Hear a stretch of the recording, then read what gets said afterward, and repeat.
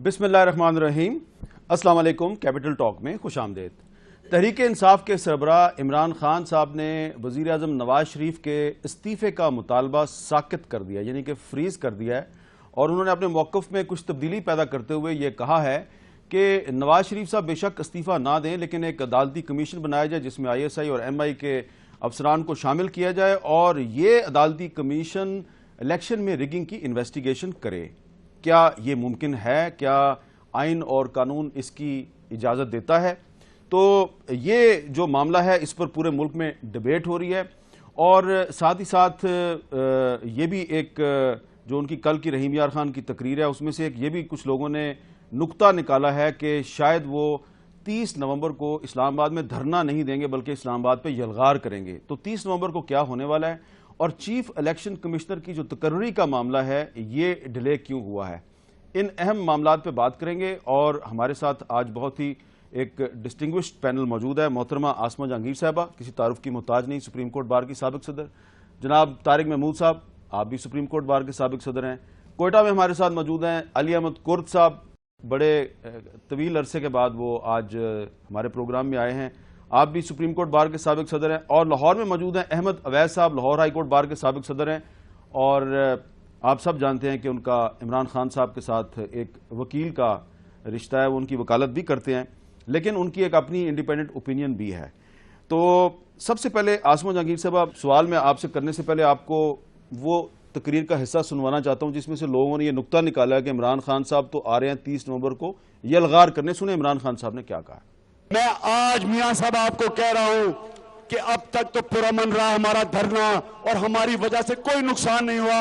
आपकी गलत पॉलिसी से पाकिस्तान को नुकसान हुआ है, लेकिन 30 नवंबर के बाद जो होगा वो वाकई आपकी हुकूमत को नुकसान होगा। ये ऐसा नहीं रहेगा। हम अपना हक मांगे, हम अपने हक के लिए खड़े होंगे। और आसमा जहांगीर साहब आगे चलकर उन्होंने ये भी कहा कि हुकूमत को हम नहीं चलने देंगे। तो आपका क्या ख्याल है कि उनका ये जो मुतालबा है कि अदालती कमीशन बनाए, उसमें ISI और MI के अफसरान को शामिल करें, तो यकीनन आप ये कहेंगे कि ये पॉसिबल नहीं है, ये आइन में इसकी गुंजाइश नहीं, तो फिर इमरान खान जो है वो यलगार करेंगे? देखिए, एक बात ये है कि कानून के तहत इसकी गुंजाइश नहीं है। दूसरा, ये इनअप्रोप्रिएट है कि जजेस जो हैं वो ISI और MI के साथ बैठ के एक और उसको जुडिशल कमीशन कहें। तो फिर ऐसा हो तो फिर मेरा ख्याल है कि जजेस इंडक्ट कर लें आप MI और ISI से। मगर दूसरी बहुत अहम बात है कि असगर खान केस में खुद इमरान खान साहब भी थे उसमें, और उसमें तो प्रूव हुआ है ना, सिर्फ एलिगेशन तो नहीं है कि ISI ने खुद रिगिंग कराई थी। तो जो लोग खुद रिगिंग कराते हैं उनको वो बैठा रहे हैं कि कमीशन में बैठे। लेकिन वो तो 1990 की बात है ना, 2014। मगर थी तो वही इंस्टीट्यूशन ना। ठीक है, आज तक कभी ये तो प्रूव नहीं हुआ कि जुडिशरी ने रिगिंग कराई है। इन्होंने एलिगेशन ही लगाई है ना, ये तो नहीं कभी प्रूव हुआ। उनका तो प्रूव हो चुका है। ठीक है, तो आप उसी इंस्टीट्यूशन को बैठा रहे, मतलब ये मुमकिन नहीं है। देखिए, मेरा ख्याल है खान साहब वो जो होती है जॉइंट इन्वेस्टिगेशन टीम JIT, और ये अपनी कमीशन जो होती है जुडिशरी की, उसको मिक्सअप करके बोंगी सी मार गए। अच्छा अहमद अवैस साहब, ये बड़ा ही अहम सवाल है, पूरे मुल्क में इस पे बहस हो रही है, तो आपका क्या ख्याल है? आप इमरान खान साहब के वकील भी हैं। इमरान खान साहब JIT की बात कर रहे थे या वाकई अदालती कमीशन की बात कर रहे थे? और अगर वो अदालती कमीशन की बात करें तो उसमें ISI और MI के अफसरान को किस कानून के तहत शामिल किया जाए? अभी तक तो पाकिस्तान में ना पाकिस्तान के आइन में कोई ऐसा कानून या ऐसा ज़ाब्ता मौजूद नहीं है कि जिसमें ISI और MI के अफसरान जो हैं वो जुडिशल कमीशन में और साथ बैठें। मेरा ख्याल है मिक्सअप कर गए वो दो चीज़ों को। यहाँ इसका ताल्लुक इन्वेस्टिगेशन से या फील्ड वर्क से तो हो सकता है जी, कि जो कमीशन जिस नतीजे पे पहुँचते हैं या जिस लाइन के ऊपर वो कोई इन्वेस्टिगेशन या इंक्वायरी की बात करते हैं, तो वो इंक्वायरी करने के लिए FIA या पुलिस के किसी डिपार्टमेंट या IB के किसी डिपार्टमेंट से मदद ना ली जाए, बल्कि उसकी जगह पे वो उन्होंने ये तजवीज़ किया है।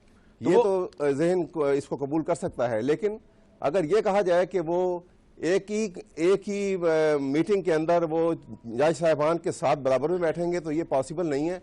ना इसकी आइन इजाज़त देता है, اور نہ ہی اس کو لیگل فرٹرنٹی بھی اپروو کرے گی. شاید یہ بات وہ مکس کر کے ہیں, ان کی بھی شاید منشا ایسا نہ ہوگی. اچھا, تو احمد اویس صاحب یہ ویسی غلطی ہے جیسی لانگ مارچ سے 2 دن پہلے انہوں نے اپنے ایک انٹرویو میں کہہ دیا تھا کہ ایک کیئر ٹیکر گورنمنٹ بنائی جائے جس میں ٹیکنوکریٹس شامل ہوں, جس پہ جاوید ہاشمی صاحب ناراض ہوئے تھے, بعد میں انہوں نے اس کو کلیریفائی کر دیا تھا. تو آپ کا یہ کیا خیال ہے کہ عمران خان صاحب اس پر بھی کلیریفیکیشن دے دیں گے اپنی؟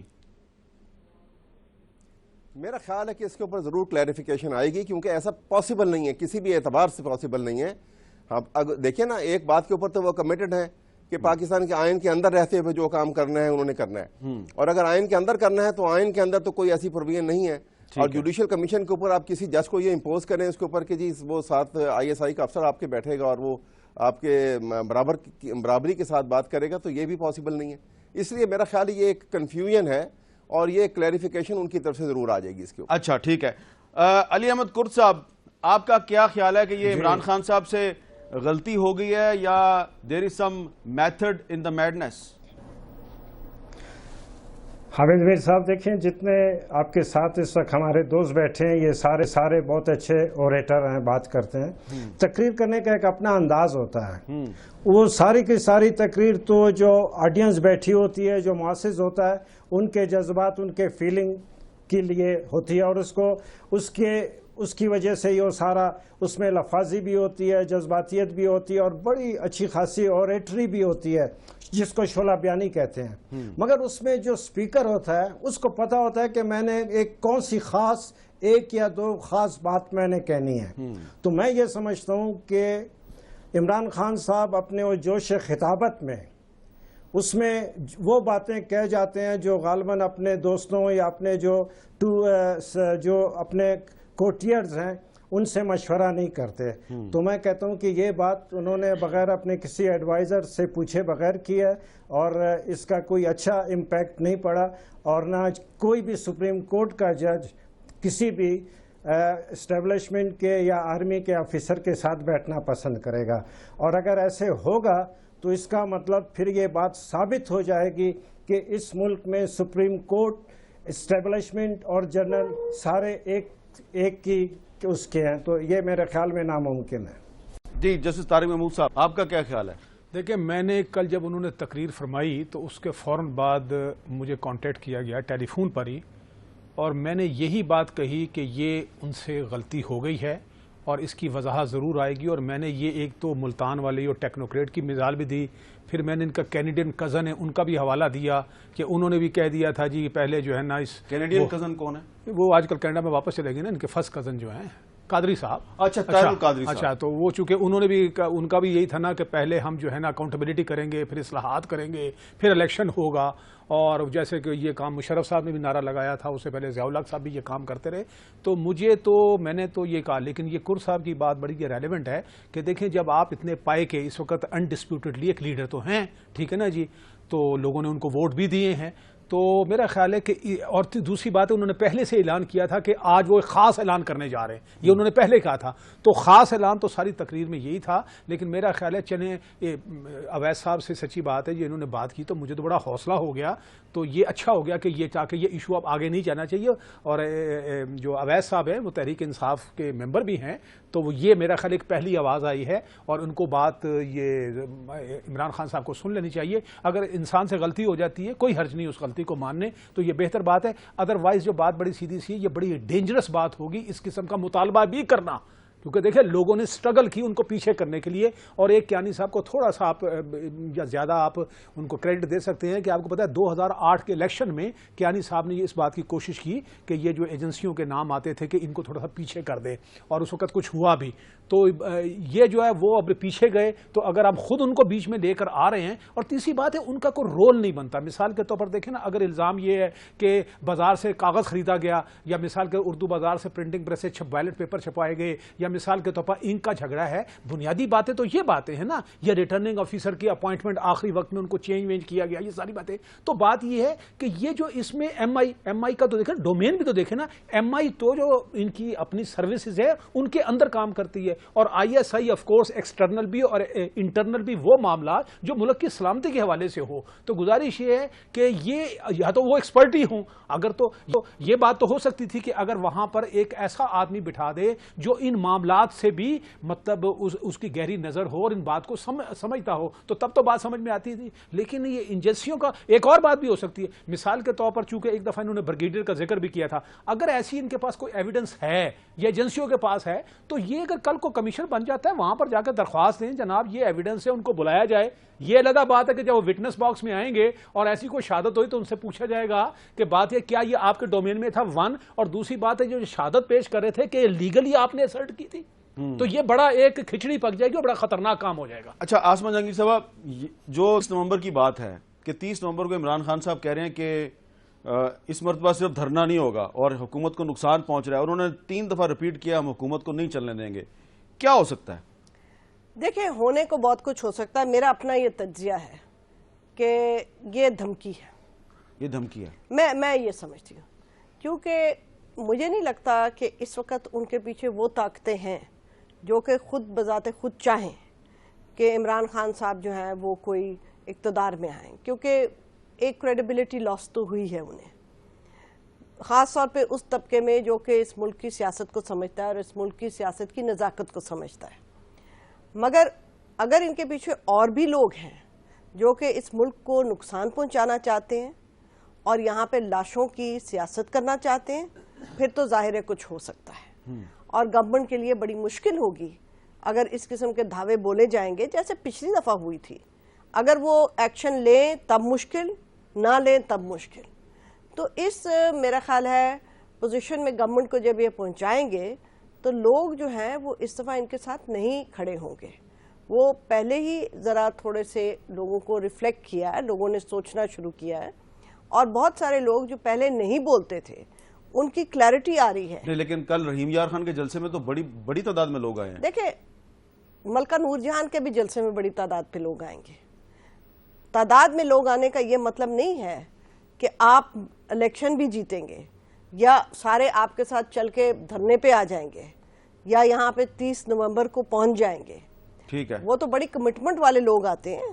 اچھا جی احمد اویس صاحب, آپ کا کیا خیال ہے کہ 30 نومبر کی جو کال ہے اس کال کا مقصد دھرنا ہے یا یلغار؟ دیکھیے میں نے آپ کے پچھلے پروگرام میں ایک دفعہ بات ہوئی تھی, شاید آپ کو یاد ہوگا, تو میں نے کہا تھا کہ 30 نومبر جو بڑا کریٹیکل ڈے ہوگا. جی, اور میں اب بھی سمجھتا ہوں کہ بات یہ ہے, اس میں شک نہیں ہے کہ جو کال ہے وہ تو اس حد تک ہے کہ جس طرح باقی جلسے ہوئے ہیں اسی طرح بہت بڑا شاید وہاں پہ جلسہ ہوگا اور پاکستان کے طول عرض سے شاید بہت تعداد میں لوگ بھی وہاں پہ آ جائیں. لیکن ایک جو ہے نا جو فرسٹریشن لوگوں کے اندر موجود ہے پاکستان کے اندر, وہ فرسٹریشن اس سے پہلے اتنی کبھی نہیں ہوئی تھی. دیکھیں نا, ایک تھوڑے ہی عرصے میں ہماری پاورٹی لائن جو ہے وہ 50% سے اوپر چلی گئی ہے. تو وہ فرسٹریشن جو ہے وہ لوگوں کو کسی بھی بات کے اوپر مجبور کر سکتی ہے, اور کوئی حرکت جو ہے وہ ایسی دیوانے پن میں بھی ہو سکتی ہے کہ جو نقصان کا باعث بن جائے. یہ ساری باتیں جو ہیں یہ پاسبلٹیز ہیں, ایسا خدا نہ کرے کہ ایسا ہو, لیکن ایسا ہونے کی پاسبلٹیز موجود ہیں. دیکھیے نا, جہاں پر آپ نے دیکھا کہ 1 سال کا جو مختص کیا گیا ہے پرائم منسٹر کے فورن کنٹریز کے وزٹ کا جو بجٹ ہے فورن وزٹس کا, وہ 1.5 بلین ہے, اور جو پریزیڈنٹ صاحب کا ہے وہ 50 کروڑ روپیہ ہے. تو 2 ارب روپیہ کا خرچ جو ہے ایسے غریب ملک میں, اور ایسے جہاں 50% بلو پاورٹی لائن ہے, ان کے ٹیکس سے پیسہ ایسے استعمال ہو رہا ہو, اور غربت کا اور ناداری کا یہ عالم ہو کہ آپ نے جو دیکھا کہ وہ تھر میں کیا ہو رہا ہے. تو یہ فرسٹریشن جو ہے یہ بے تحاشا موجود ہے اور تیزی سے بڑھ رہی ہے. یہ کسی بھی بڑی انارکی کی طرف جو ہے وہ لے جا سکتی ہے, نشاندہی بھی کرتی ہے. یہ مجھے خطرناک صورتحال نظر آتی ہے. تو یہ خطرناک صورتحال کا ذمہ دار عمران خان صاحب نہیں ہوں گے؟ دیکھیے اس کی ذمہ داری تو حکومت کے اوپر ہوگی نا, کہ حکومت نے یہ سچویشن کریٹ کی ہوئی ہے, اور اس کو پروٹیسٹ کی شکل میں کوئی بھی جو ہے وہ جب اس پروٹیسٹ میں لے کے آتے ہیں تو وہ کسی کے نام سے وہ آگے نکل جائے. لیکن ذمہ داری سچویشن وہ ایسی کنڈیشن جو کریٹ ہوئی ہیں, جو معاشی اور معاشرتی ناہمواری کی جو کنڈیشنز کریٹ ہوئی ہیں, وہ تو ذمہ داری حکومت کی ہے. ٹھیک ہے, کیونکہ حکومت اب بھی توجہ نہیں دے رہی ہے. اس حالات میں بھی آپ دیکھیں کہ فورن وزٹس کے اوپر اور پرائم منسٹر اور پرائم منسٹر ہاؤس کے اوپر کس طرح خرچ ہو رہے ہیں, وہ خرچ کے اوپر ابھی بھی کوئی پابندی نہیں لگائی گئی ہے. اگر 900, آپ کو پتا ہے کہ پریزیڈنٹ ہاؤس کا جو عملہ ہے 900 آدمیوں پر مشتمل ہے, 900 امپلائیز کے اوپر. اچھا, تو اور کام کیا ہے پریزیڈنٹ کا؟ آپ اس کے مقابلے میں وہ 10 ڈاؤننگ اسٹریٹ کے اوپر دیکھیں. یہ جو ناہمواری ہے یہ کسی بھی بڑے خطرناک قسم کی جنونی کیفیت کو پیدا کر سکتی ہے. جی علی احمد کر صاحب، احمد اویس صاحب جنونی کیفیت کا ذکر کیا ہے اور یہ کہا ہے کہ دیوانگی میں کوئی کچھ بھی کر سکتا ہے. تو آپ تو کوئٹہ میں بیٹھے ہیں، تو اگر کوئی بلوچستان والا ایسی دیوانگی کی کوشش کرے اسلام آباد میں آ کے تو اس کے ساتھ کیا ہوگا؟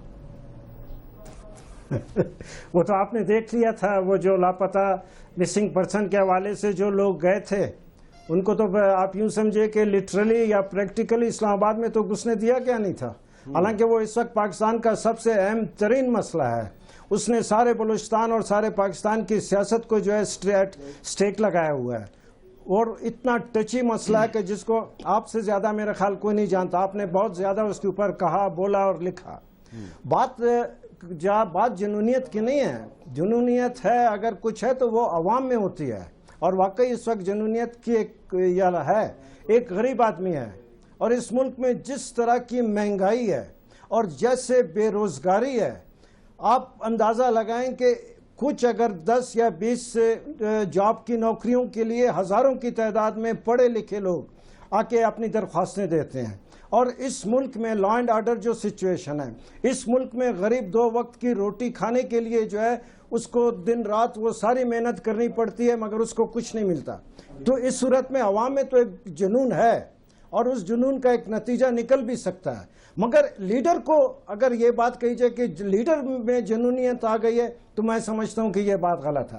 باقی بات یہ ہے کہ 30 نومبر کو میں یہ کہتا ہوں کہ اس میں جو ان سے عمران خان صاحب سے میری ساری ہمدردی ہیں. سیاسی آدمی ہیں اور سیاسی کام کر رہے ہیں، سیاسی ایکٹیویٹی ہے اپنی جگہ پہ. ہم بھی سیاسی لوگ ہیں اور ہم قدر سے دیکھتے ہیں کہ وہ لوگوں میں ایک اویئرنیس لا رہے ہیں اس حد تک. اس کے بعد مگر وہ کہ 30 نومبر کو یلغار ہوگا، تو میں یہ سمجھتا ہوں کہ جب اگر ایک بحری جہاز ڈوب جائے تو اس کا واپس ابھر کے سامنے سمندر میں سطح پہ آنا بڑا مشکل. یلغار کے دن وہی دن تھے جب یہ 14 اگست کو نکلے تھے، وہی سب کچھ ہو سکتا تھا. تو اس لحاظ سے میں سمجھتا ہوں کہ 30 نومبر کو لوگ جمع ہوں گے. مگر اگر آپ کہتے ہیں کہ یلغار ہوگا تو یلغار کوئی اور چیز ہوتی ہے. اچھا طارق محمود صاحب، اگر میں اس کو عمران خان صاحب اپنی گفتگو میں تقریروں میں کرکٹ کا بہت ذکر کرتے ہیں، تو میں اگر اس کو کرکٹ کی زبان میں سمجھنے کی کوشش کروں تو یہ کہیں ایسا تو نہیں ہے کہ جس طرح آج احمد شہزاد صاحب نے نیوزی لینڈ کے خلاف 250 سکور کیا، تو اس سے پہلے کہ وہ ڈبل سینچری کرتے ایک باؤنسر لگا ان کو اور وہ نیچے گرے اور ہٹ وکٹ ہو گئے، تو کہیں حکومت کے ساتھ 30 نومبر کو ایسا تو نہیں ہوگا؟ نہیں، پھر بات بڑی سیدھی سی ہے نا. پھر کلیئر سٹینڈ کے ساتھ آئیں. عمران خان صاحب کا اب تک تمام دھرنے میں ایشو تو ایک ہے دھاندلی کا. ٹھیک ہو گیا نا؟ تو اگر تو آپ وہ دوسری بات کریں جو اویس صاحب بات کرتے ہیں تو ہم ان کے ساتھ 100% ہے. یہ بہت سیریس ایشوز ہیں اس ملک میں. یہ پولیو سے لوگ مر رہے ہیں اور پولیو قطرے پلانے والے کو گولیاں ماری جا رہی ہیں. یہ جو کرسچنز کے ساتھ ہو رہا ہے، مائنورٹی کے ساتھ ہو رہا ہے، ایجوکیشن، ہیلتھ، کس چیز کی بات کی جائے، دیکھیں یہ ایشوز ہیں. تو آپ کو نمائندے الیکٹ کیا ہے، آپ جائیں پارلیمنٹ میں، آپ جائیں گے، بہت سے لوگ آپ کے ساتھ اور ملنے کے لیے تیار ہے. آپ تو اپنے یہ ایشو اٹھائیں نا. آپ تو ایشو نہیں اٹھا رہے، آپ تو بات کریں دھاندلی دھاندلی دھاندلی دھاندلی پرائم منسٹر فلانا. تو ہم کہتے ہیں اگر یہ ایشو ہے ہم آپ کے ساتھ ہیں، 100% آپ کے ساتھ ہیں. لیکن پھر یہ ایشو کی بنیاد پر لوگوں کو اکٹھا کریں. ہم تو آپ کے ساتھ ہیں لیکن ایشو تو آپ نہیں. لیکن حکومت نے تو دھاندلی کی انویسٹیگیشن نہیں نہ کی. نہیں دیکھیں نا سوال ہے. دیکھیں اویس صاحب جو کہہ رہے ہیں ٹھیک کہہ رہے ہیں. میں کہتا ہوں اس میں 1001 اور مطالبے شامل کریں جو ان کی نااہلی ہے، جو گور نہیں کر رہے. That's a real issue. اس میں آسما جہانگیر صاحبہ رانا بھگوان داس صاحب جو ہیں ان کو کہا گیا کہ آپ چیف الیکشن کمشنر بن جائیں. سب ان پہ راضی تھے، لیکن انہوں نے کہا کہ میں اس لیے نہیں بنتا چیف الیکشن کمشنر کہ یہ الیکشن کمیشن انڈیپینڈنٹ ادارہ نہیں ہے. اس کا مطلب یہ ہے کہ دھاندلی تو ہوئی تھی.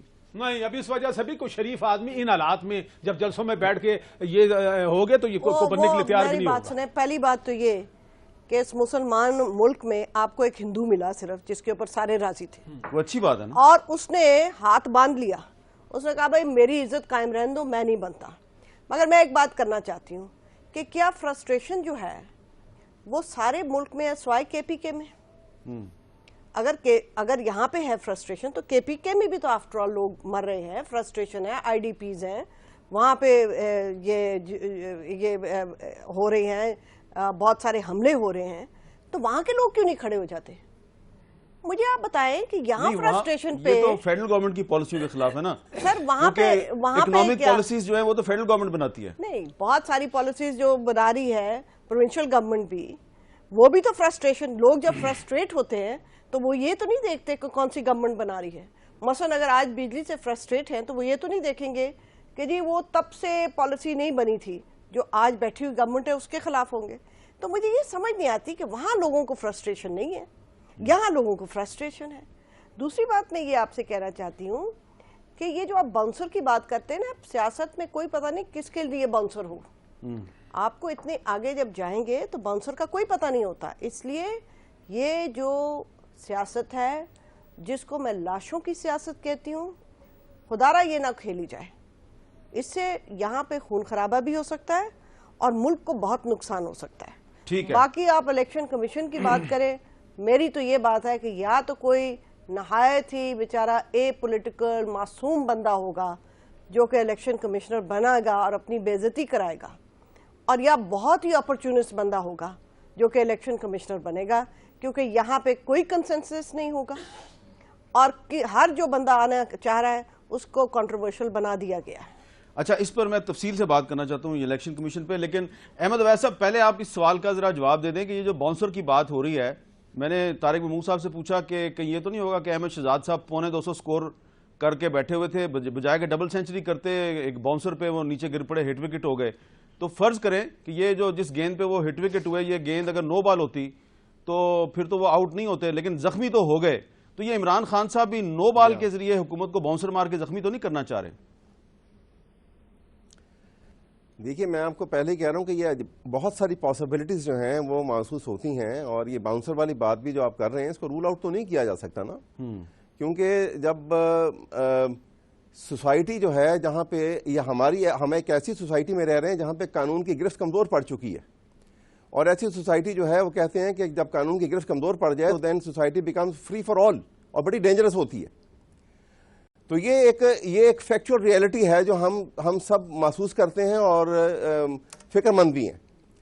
تو ایسی صورتحال کے اندر کوئی چیز جو ہے وہ آپ دیکھیے نا، باکسنگ جب ہو رہی ہوتی ہے تو وہ تو ایک ضابطے کے مطابق ایک دوسرے کو وہ پنچنگ کرتے ہیں جب، لیکن ضابطے سے ہٹ کے اگر کوئی حرکت کر جاتا ہے تو وہ تو بعد میں آپ اس کو روئیں پیٹیں جو بھی کریں، لیکن وہ حرکت ہو جاتی ہے. احمد اویس صاحب، تو یہ تمام پاسبلٹیز.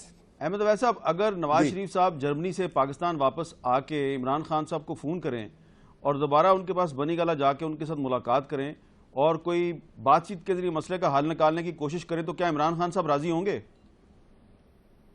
میرا خیال ہے کہ ضرور ہونی، یہ اٹیمپٹس ہونی چاہیے. میں نے تو آگے بھی آپ کے پروگرام میں یہ بات بڑی زور سے کہی تھی کہ جو حکومت میں ہوتا ہے اس کو لچک زیادہ دکھانی ہوتی ہے، اس کو زیادہ جھکنا پڑتا ہے، اور کوئی اس میں برائی کی بات نہیں ہوتی ہے. ہمیں اپنے تھوڑے سے مائنڈ سیٹ کو بدلنا پڑے گا اور یہ باتیں ہونی چاہیے.